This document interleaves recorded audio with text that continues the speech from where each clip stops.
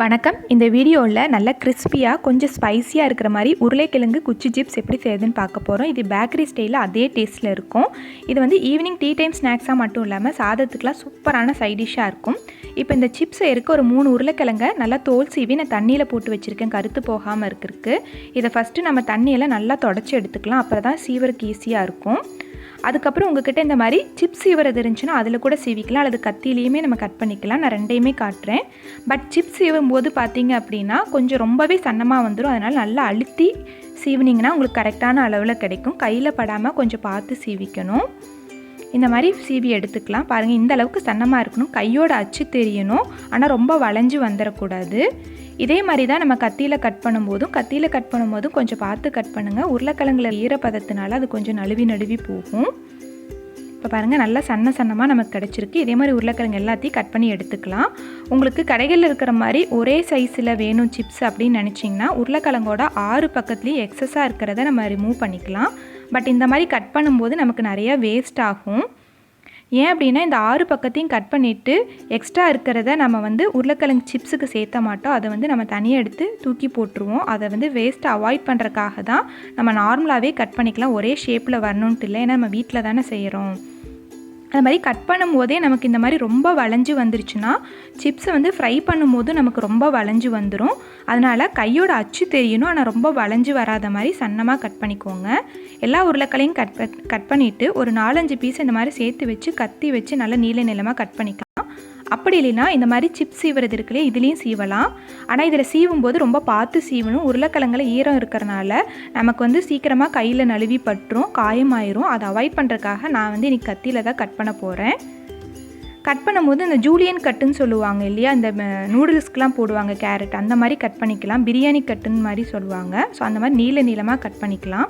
இப்போ பாருங்கள், அழகாக நீளமாக குச்சியாக இருக்குது. இதை கட் பண்ணிவிட்டு நம்ம தண்ணியில் போட்டு வச்சிடலாம். அப்போ தான் நல்லா கிறிஸ்பியாக இருக்கும். அதை மாதிரி கருத்தும் போகாமல் இருக்கும். வேணும்னா இந்த மாதிரி பட்டையாகவும் கட் பண்ணிக்கலாம், அல்லது கொஞ்சம் குச்சியாக இருக்கிற மாதிரியும் கட் பண்ணிக்கலாம். கடைகளில் 2 இதுலேயுமே கிடைக்குது. இதே மாதிரி எல்லா உருளைக்கிழங்கையும் கட் பண்ணி நம்ம தண்ணியில் போட்டு 2 நிமிஷம் அப்படியே இருக்கட்டும். அப்போ தான் உருளைக்கிழங்குல இருக்க ஸ்டார்ச் எல்லாம் ரிமூவ் ஆகி நல்லா கிறிஸ்பியாக இருக்கும் சிப்ஸு. அதை மாதிரி நம்ம கட் பண்ணும்போது கொஞ்சம் ஷேப் மாதிரி இந்த மாதிரி கோணையாக இருக்கிறதையும் நம்ம வேஸ்ட் பண்ணாமல் நம்ம வந்து சிப்ஸுக்கு சேர்த்திக்கலாம். ஏன்னா கடைகளில் செய்கிற மாதிரி நம்ம செய்ய முடியாது. வீட்டில் வந்து ஃபுட் எதுவுமே வேஸ்ட் பண்ணாமல் நம்ம செய்யலாம். இப்போ இது எல்லாத்தையும் சேர்த்து நல்லா 2 நிமிஷம் இந்த உருளைக்கிழங்கு தண்ணியிலேயே இருக்கட்டும். இப்போ 2 நிமிஷத்துக்கு அப்புறம் பாருங்கள், நம்ம உருளைக்கிழங்கு கட் பண்ண கத்தியே பாருங்கள் நல்லா வெள்ளையாக வந்திருக்கு. இதில் இருக்க ஸ்டார்ச் எல்லாம் ஒட்டி இருக்கனால இதே மாதிரி தான் இந்த தண்ணிலையும் பார்த்திங்கன்னா அடியில் நல்லா ஸ்டார்ச் போய் தங்கி இருக்கும். இப்போ பாருங்கள், 2 நிமிஷத்துக்கு அப்புறம் உருளைக்கிழங்குக்கு வளவளப்பெல்லாம் போயிடுச்சு, ஸ்டார்ச் எல்லாம் ரிமூவ் ஆயிடுச்சு. இப்போ ஒரு துணியோ அல்லது டிஷ்யூ பேப்பரோ விரித்து அதில் இந்த உருளைக்கிழங்கை தண்ணியை வடித்து நம்ம மேலே பரப்பி வச்சுட்டோம்னா தண்ணியெல்லாம் உறிஞ்சிரும். ஒரு 2 நிமிஷம் அப்படியே இருக்கட்டும். நம்ம தண்ணியோட நம்ம சிப்ஸ் செஞ்சோன்னா பஜ்ஜி மாதிரி வதக்குன்னு ஆயிரும். இப்போ 2 நிமிஷத்துக்கு அப்புறம் பாருங்கள், நல்லா தண்ணியெல்லாம் காஞ்சிருச்சு. நம்ம துணி வச்சு நல்லா ஒத்தி எடுத்துடலாம். தண்ணி சுத்தமாக இருக்கக்கூடாது. தண்ணி இருந்துச்சுன்னா கார்ன்ஃப்ளவர் மாவு சேர்த்தும் போது அது பஜ்ஜி மாவு மாதிரி கொஞ்சம் இதாகிரும். இப்போ தண்ணியெல்லாம் ஒத்தி எடுத்துகிட்டு இது வேற ஒரு பவுலுக்கு மாற்றி எடுத்துக்கலாம். பவுலில் சேர்த்திட்டு இப்போ இதில் 1 டேபிள் ஸ்பூன் அளவுக்கு நம்ம கார்ன்ஃப்ளவர் மாவு சேர்த்திக்கிறோம். இது கூட 1 டேபிள் ஸ்பூன் அளவுக்கு கடலை மாவும் சேர்த்திக்கலாம். உங்களுக்கு பெரிய பேக்கரியிலலாம் கிடைக்கிற மாதிரி டேஸ்ட் வேணும்னா 2 டேபிள் ஸ்பூன், அதாவது ஃபுல்லாகவே கார்ன்ஃப்ளவர் மாவு சேர்த்திக்கலாம். பட் நம்ம வீட்டு பக்கத்தில் இருக்க சின்ன பேக்கரியில் கண்ணாடி பாக்ஸில் போட்டு வச்சுருப்பாங்க இல்லையா சிப்ஸ், அந்த மாதிரி வேணும்னா கடலை மாவும் கார்ன்ஃப்ளவர் மாவும் கலந்து சேர்த்திக்கலாம். உங்களுக்கு எது மாதிரி வேணுமோ அந்த மாதிரி மெத்தடில் செஞ்சுக்கோங்க. அப்புறம் இது கூட 1 டேபிள் ஸ்பூன் அளவுக்கு அரிசி மாவு நல்லா கிறிஸ்பியாக கிடைக்கிறதுக்காக சேர்த்துறோம். அப்புறம் ஒரு 1/2 டீஸ்பூன் நான் மிளகாய் தூள் சேர்த்துறேன். இது உங்கள் காரத்துக்கு ஏற்ப சேர்த்திக்கோங்க. ஒரு 1/4 டீஸ்பூன் அளவுக்கு மஞ்சள் தூள். கடைகளில் மஞ்சள் தூள் சேர்த்த மாட்டாங்க, பட் நம்ம வீட்டில் செய்யும் போது கொஞ்சம் மஞ்சள் தூள் சேர்த்திக்கலாம். தேவையான அளவுக்கு உப்பு சேர்த்து அழுத்தம் கொடுக்காம ரொம்ப மேலோட்டமாக எல்லா இடத்துலையும் இந்த பொடியெல்லாம் படுற மாதிரி மிக்ஸ் பண்ணிக்கணும். ரொம்ப அழுத்திட்டோன்னா உருளைக்கிழங்குலேருந்து ஈரம் வர ஆரம்பிச்சிரும். இந்த மாதிரி நல்லா மிக்ஸ் பண்ணிக்கலாம். லாஸ்ட்டாக இதில் ஒரு 1/4 டீஸ்பூன் அளவுக்கு இஞ்சி பூண்டு விழுது சேர்த்திக்க போகிறோம். இதை வந்து கடைசியில் தான் சேர்த்தணும். இஞ்சி பூண்டு விழுது சேர்த்திட்டு ரொம்ப அழுத்தி மிக்ஸ் பண்ண வேண்டாம். இப்போ நான் உங்களுக்கு அழுத்தி மிக்ஸ் பண்ணால் எப்படி இருக்குன்னு நான் காட்டுறேன். அப்போ ரொம்ப பிசுன்ட்டு ஆயிரும். இப்போ பாருங்கள், நல்லா அழுத்தி மிக்ஸ் பண்ணனால கொஞ்சம் பிசுன்னு உருளைக்கிழங்குலாம் ஒன்றோட ஒன்று ஒட்ட ஆரம்பிச்சிச்சு. நீங்கள் லைட்டாக மிக்ஸ் பண்ணிங்கன்னா உதிர இருக்கும். கடைசியாக ஃப்ரை பண்ணுறதுக்கு முன்னாடி ஒரு 1/2 டேபிள் ஸ்பூன் அளவுக்கு கார்ன்ஃப்ளவர் மாவை இதில் சேர்த்திட்டு நம்ம நல்லா மிக்ஸ் பண்ணிவிட்டு இதை உடனே நம்ம ஃப்ரை பண்ணிடணும், இல்லைன்னா ஈரப்பதம் வந்துடும். இப்போ நான் எண்ணெய் ஆல்ரெடி சூடு பண்ணி வச்சுருக்கேன். எண்ணெய் வந்து ஓரளவுக்கு நல்லாவே ஹை ஃப்ளேமில் இருக்கும்போது இந்த உருளைக்கிழங்கெல்லாம் அதில் சேர்த்திட்டு நல்லா ஃப்ரை பண்ணிக்கலாம். இது ஒன்றோட ஒன்று ஒட்டி இருக்கும். நம்ம கரண்டி வச்சு லைட்டாக குத்தி விட்டோம்னா தனித்தனியாக உதிர்ந்து வந்துடும்.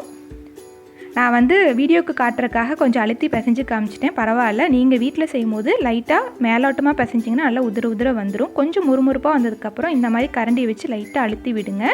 சிப்ஸ் எல்லாம் உதிர்ந்து வந்துடும். இது இன்னும் கொஞ்சம் வாயாகண்ட பாத்திரத்தில் நல்ல பெரிய பாத்திரத்தில் எண்ணெய் நிறையா ஊற்றி கடைகளில் செய்கிற மாதிரி செஞ்சிங்கன்னா உங்களுக்கு செய்கிறதுக்கு இன்னும் நல்லா ஈஸியாக இருக்கும்.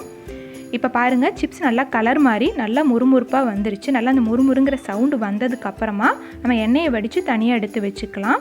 நம்ம கடைகளில் சேர்த்துற மாதிரி கலர் பொடி எதுவும் சேர்த்தாதனால நமக்கு இந்த மாதிரி லைட் கலரில் இருக்குது. கலர் பவுடர் சேர்த்தோன்னா நல்லா டார்க் ரெட் கலரில் இருக்கும். இதே மாதிரி எல்லா சிப்ஸும் ஃப்ரை பண்ணி எடுத்துக்கலாம். இந்த சிப்ஸ் எல்லாம் நல்லா சூடு ஆறுனதுக்கப்புறம் ஒரு ஏர்டைட் கண்டெய்னரில் போட்டு வச்சோன்னா 15 நாள் வரைக்கும் நல்லா முறுமுறுன்னே இருக்கும். லாஸ்ட்டாக ஒரு கொத்து கருவேப்பிலையை நம்ம நல்லா ஃப்ரை பண்ணி எடுத்து மேலே தூவி விட்டோம் அப்படின்னா கைகளில் பார்க்குற மாதிரியே இருக்கும். நமக்கு வேணும்னா ஒரு கட்டு பூண்டை கூட இடித்து அதையும் ஃப்ரை பண்ணி சேர்த்திக்கலாம். இப்போ பாருங்கள், கருவேப்பிலை நல்லா முறுமுறுன்னு வந்துருச்சு. இப்போ இதை வந்து உருளைக்கிழங்கு சிப்ஸ் மேலே தூவி விட்டோன்னா நம்மளோட குச்சி சிப்ஸ் சூப்பராக ரெடி ஆயிடுச்சு. இதை கண்டிப்பாக நீங்கள் வீட்டில் ட்ரை பண்ணி பார்த்துட்டு உங்கள் கமெண்ட்ஸை கமெண்ட் பாக்ஸில் போஸ்ட் பண்ணுங்கள். இந்த வீடியோ உங்களுக்கு பிடிச்சிருந்துச்சுன்னா லைக் பண்ணுங்கள், ஷேர் பண்ணுங்கள். இது வரைக்கும் சப்ஸ்கிரைப் பண்ணாமல் இருந்தால் மறக்காமல் சப்ஸ்கிரைப் பண்ணுங்கள். தேங்க்யூ.